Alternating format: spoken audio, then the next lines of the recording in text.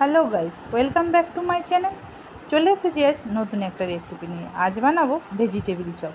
মনে হলো একটু স্ন্যাক্স কিছু খাই, সেই জন্য বানিয়ে ফেলবো।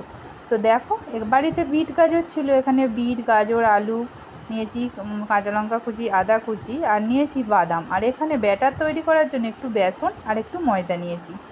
আর নিয়ে নেব গুঁড়ো ময়দা, কিছুটা গুঁড়ো ময়দা নিয়েছি মাখার জন্য।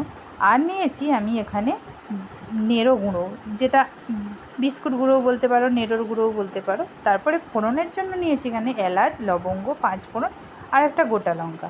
তারপরে কড়াই বসিয়ে দিয়েছি একটা গ্যাসের মধ্যে। ওখানে বেশ কিছুটা তেল দিয়ে আমি যে চিনেবাদাম আছে না, হয়তো সে চিনেবাদামটা আমি ভালো করে, তোমরা চিনেবাদাম চীনাবাদাম যা খুশি বলতে পারো, তো এবার ওই বাদামটা আমি তেলের মধ্যে দিয়ে ভালো করে নাড়াচাড়া করে বেশ একটু ভেজে নেব। তো গ্যাসের আঁচটা একদমই অল্প করে ভাজতে হবে। তারপরে ভেজে নিয়ে তুলে নিয়েছি। এরপরে আমি নেব এই কড়াতে যে তেলটা ছিল, সেই তেলেতে কড়ার মধ্যে যে ফোড়নটা রেখেছিলাম, সেই ফোড়নটা আমি ওর মধ্যে দিয়ে দিলাম। তো বেশ ভালো করে লাল করে একটু ফোড়নটা ভেজে নেব। তো ভাজার সময় দেখবে খুব সুন্দর একটা স্মেল আসবে। সেই স্মেলটা আসলে তখন আমি আগে থেকে যে বিট গাজরটা কেটে রেখেছিলাম ওর মধ্যে আমি দিয়ে দেব।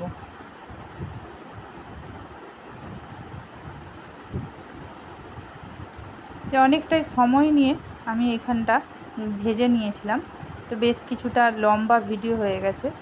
তো দেখো, এবার আমি ওর মধ্যে প্রথমে আলুগুলো তুলে দিলাম, তারপরে গাজর, তারপরে বিট, এক এক করে আমি সবটাই তুলে দেব কড়ার মধ্যে। সব তুলে এরপরে আমি নাড়াচাড়া করে ভালো করে একটা তরকারি মতো করে নেব। তবে হ্যাঁ, এর মধ্যে আমি জল দেব না। এটা নাড়তে নাড়তে, সরু সরু করে যেহেতু কেটেছি, নাড়তে নাড়তেই সেদ্ধ হয়ে যাবে। আমি এখানে সরু সরু করে কেটে নিয়েছি, তোমরা চাইলে একটা গ্রেটারের সাহায্যে গ্রেট করেও নিতে পারো, তাহলে তাড়াতাড়ি হয়ে যাবে আরও। এরপরে আমি এতে নুন দিয়ে দিলাম। এখানে আমি হলুদ ব্যবহার করিনি, তোমরা চাইলে হলুদ ব্যবহার করতেই পারো। এরপরে আমি ভালো করে নাড়াচাড়া করে এটাকে রান্না করে নেব। আর হ্যাঁ, অবশ্যই চাপা দিয়ে দিয়ে রান্না করব, কারণ বিটটা তো সব থেকে শক্ত জিনিস, সেই জন্য সেদ্ধ হবে না, দেরি হবে সেদ্ধ হতে। সেই জন্য আমি দেখো চাপা দিয়ে দিয়ে রান্না করছি। আর একটা কথা বলি, এটাকে আমি কিন্তু গোটা গোটা থাকবে না, এটাকে খুন্তি দিয়ে আমি ভালো করে কেটে কেটে কেটে কেটে মাখা মাখা করে নেব। তো তারপরে আমি এর মধ্যে দিয়ে দিলাম কিছুটা কাঁচা লঙ্কা কুচি আর আদা কুচি। আদাটা আমি কুচিয়ে দিয়েছি, এই কারণেই দিয়েছি যে তেলে ভাজাতে আদাটা কুচিয়ে দিলে একটু মুখে পড়লে ভালো লাগে, বেটে দিলে তো একদমই বোঝা যাবে না, সেই জন্য। আর দিয়ে দিলাম এখানে জিরের গুঁড়ো, ভেজে রাখা জিরে গুঁড়ো আমি ওর মধ্যে দিয়ে দিলাম। এরপরে আবারও আমি ভালো করে নাড়াচাড়া করে তরকারিটা করে নেব। আর আমি খুন্তি দিয়ে কেটে কেটে কেটে কেটে একেবারে মাখা মাখা করে নেব। তো দেখো তোমরা আমি কিভাবে করে নিচ্ছি।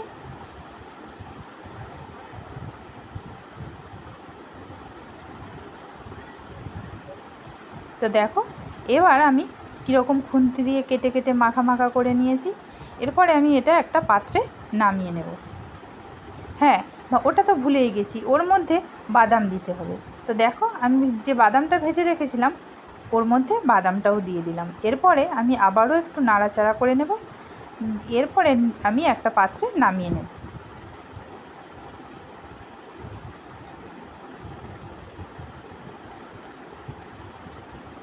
একটু মিষ্টি দিয়ে দিলাম।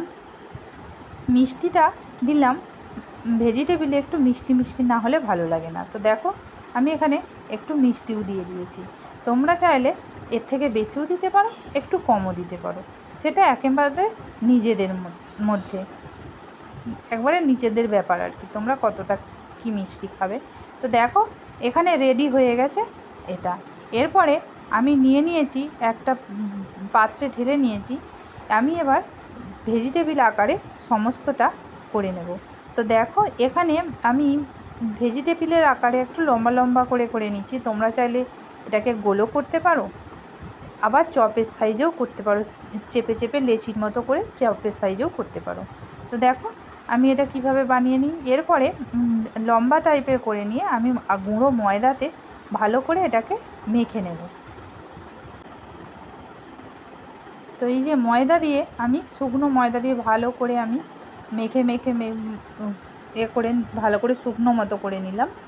এরপরে আমি ওটাকে যে বেসন আর ময়দা একটা ব্যাটার তৈরি করেছিলাম, ওই ব্যাটারের মধ্যে ভালো করে ডুবিয়ে নিয়ে নেড়ো গুঁড়োর ওপরে দিয়ে দেবো। তো নেড়ো গুঁড়োটা ভালো করে ওর গায়ে মেখে নেব। মেখে নেওয়ার পর আমি একটা জায়গায় ওটাকে রেখে দেবো। তো নেড়ো গুঁড়োটা দিয়ে ভালো করে ওর গায়ে মেখে নিতে হবে যাতে মুচমুচে ভাবটা আসে, সেই জন্য নেড়ো গুঁড়োটা আমি ভালো করে ওর গায়ে মাখিয়ে নেব।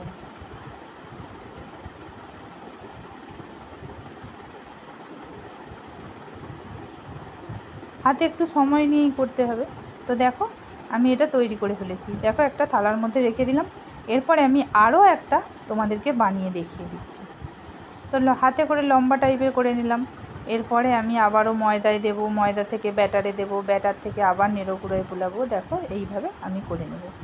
তো ভিডিওটা দেখতে দেখতে তোমাদেরকে রেসিপিটা রান্না করতে করতে আমি আর একটা কথা তোমাদেরকে বলতে চাই। ভিডিওটা এখন যারা দেখছো অবশ্যই তারা সাবস্ক্রাইব যদি করে না থাকো তাহলে অবশ্যই একটা সাবস্ক্রাইব করে দিও। তোমরা না পাশে থাকলে আমি এগোবো কী করে বলো? তাই তোমাদেরকে তো অবশ্যই আমার পাশে দরকার। ভিডিওটা যদি ভালো লেগে থাকে পুরোটাই দেখার অনুরোধ রইল। যদি ভিডিওটা ভালো লেগে থাকে অবশ্যই তোমরা একটা লাইক করো, শেয়ার করো, অন্য কাউকে দেখার সুযোগ করে দিও। আর অবশ্যই আমার চ্যানেলটিকে যদি সাবস্ক্রাইব না করে থাকো অবশ্যই সাবস্ক্রাইব করে দিও। আর যদি রেসিপিটা বাড়িতে বানিয়ে থাকো তাহলে অবশ্যই কমেন্ট করে জানিও যে কীরকম হয়েছে। তো দেখো কথা বলতে বলতে আমার এখানে সবগুলোই তৈরি করা হয়ে গেছে।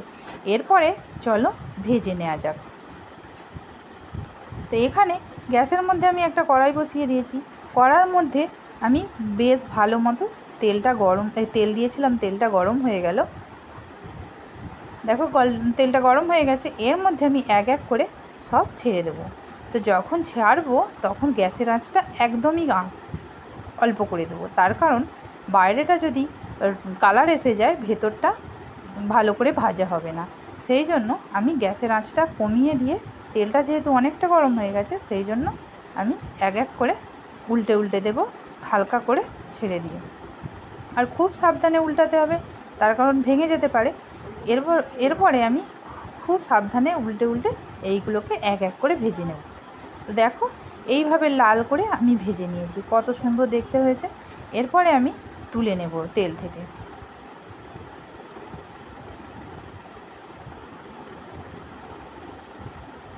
এক এক করে আমি তুলে নিচ্ছি এগুলো।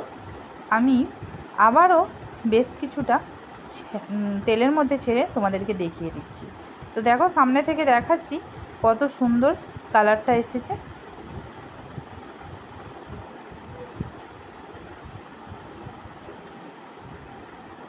এরপরে এই তেলের মধ্যে আমি আরও 4টে ভেজে তোমাদেরকে দেখিয়ে দিচ্ছি।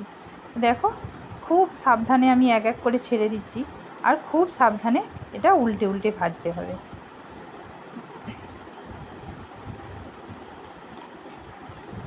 তো দেখো খুব সাবধানে আমি এগুলো উল্টে পাল্টে ভেজে নিচ্ছি।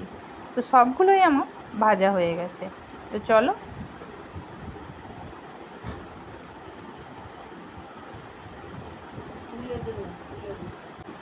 এগুলোও আমি সব তেল থেকে তুলে নিলাম। এরপরে আমি প্লেটে সাজিয়ে তোমাদেরকে দেখাই। দেখো আমি স্যালাডের জন্য এখানে গাজর, পেঁয়াজ আর শসা নিয়েছি। তবে এটা একেবারে সম্পূর্ণ নিরামিষ, তোমরা স্যালাডে পেঁয়াজটা না ব্যবহার করলেই এটা পুরোপুরি নিরামিষ হয়ে যাবে। তো চলো আমি এখানে টমেটো সস ব্যবহার করেছি, তোমরা চাইলে এখানে সর্ষে সসও ব্যবহার করতে পারো। একটা কেটে দেখিয়ে দিলাম কীরকম হয়েছে। তো ভিডিওটা যদি আবারও বলছি ভালো লেগে থাকে অবশ্যই শেয়ার করো, একটা লাইক করো আর চ্যানেলটিকে সাবস্ক্রাইব করো। আবার দেখা হবে অন্য কোনো দিন অন্য কোনো রেসিপি নিয়ে।